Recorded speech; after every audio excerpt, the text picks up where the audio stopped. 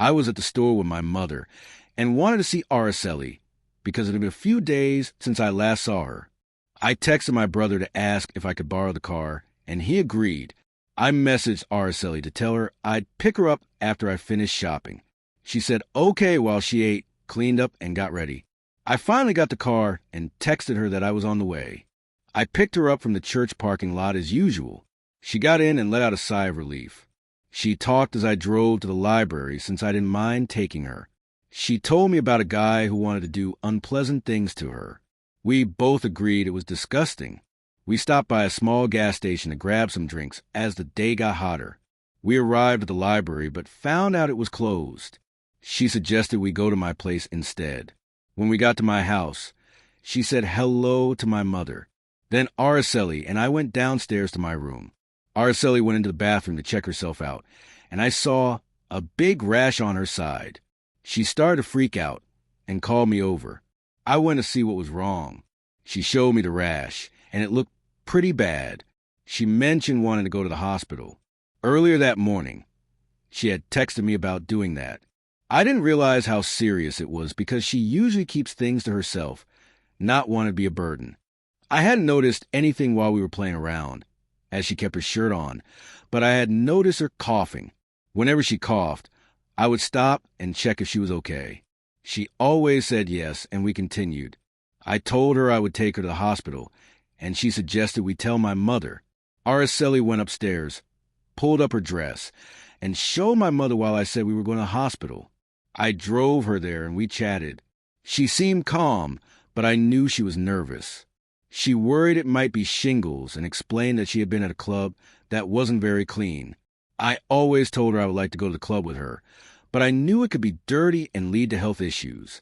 When we got to the hospital, a security guard gave me a sticker. We went to the desk, where Araceli provided her information. She listed me as her emergency contact, and they checked her blood pressure. It was slightly high, probably due to the heat. We walked back to her room and waited for the doctor. While we were waiting, the topic of getting a place together came up, and we had a serious conversation for a few minutes before switching back to joking. She kept scratching and said it was very painful. I saw the rash on her face, and she mentioned it was also in her ears. After a while, the doctor finally came in to examine her. Araceli showed her the rash, and the doctor said it was hives. She gave Araceli some papers for treatment. Once we left, I grabbed a drink from the car, but it was hot since it had been sitting in the sun. I took a sip and spat it out, making Araceli laugh. I felt silly for not expecting it to be hot. We decided to go out for dinner because we were both hungry. As we ate, she felt like the rash wasn't too serious, but started to think about how she might have gotten it. A few months back, there had been floods that affected Joe's basement. He hadn't done anything about it because he was lazy. He had told Araceli to clean the basement, where she found mushrooms as big as her hand. She also mentioned her sinuses had been acting up, and she would wake up with blood in her mouth. We figured her rash and the other problems might be linked to the basement. She said she wasn't going back down there until she was sure it was safe. After dinner, I offered to take her to the store to get some cream for her itch and other items to help her feel better. We went to the store, she got what she needed, and we headed out once we paid. She got in the car, opened the cream, and started applying it all over. She felt so good and kept rubbing it in. She thanked me repeatedly, and I told her it was no problem. When we got back to my place, I helped her put cream on her back. She was feeling much better and ready for a nap on my couch. We talked for a while before I had to take her home, since my brother needed the car back. She slept the whole way. I dropped her off, and Joe wasn't home when she went inside. I returned home, and we began texting. I mentioned I was worried about the basement since it might be toxic. She agreed and thought that could explain her rash.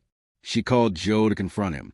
She told him she went to the hospital and showed him the pictures of her rash that I had taken. She expressed her frustration about him leaving the animals alone without knowing if she would return or whether the rash could be serious enough to land her in the hospital for 2 weeks. She called him self-centered and said she would rather have me take her to the hospital than him, since he would just worry about himself. I could tell she was tired since she hadn't been sleeping well for days. She thanked me again for everything. She sent me voice messages saying she decided to take the traveling job. The next morning, I texted her, "Good morning, are you still alive?" She laughed and said she was really tired. I asked if she wanted me to pick her up, but she said she would just be sleeping all day. I understood that she needed to rest and heal, and I planned to see her in a few days. I wrote her a note and teased her about it. She suggested I share it online to help others, but I told her some things are just for her. I understood what she meant, but some of the notes I write are just for her.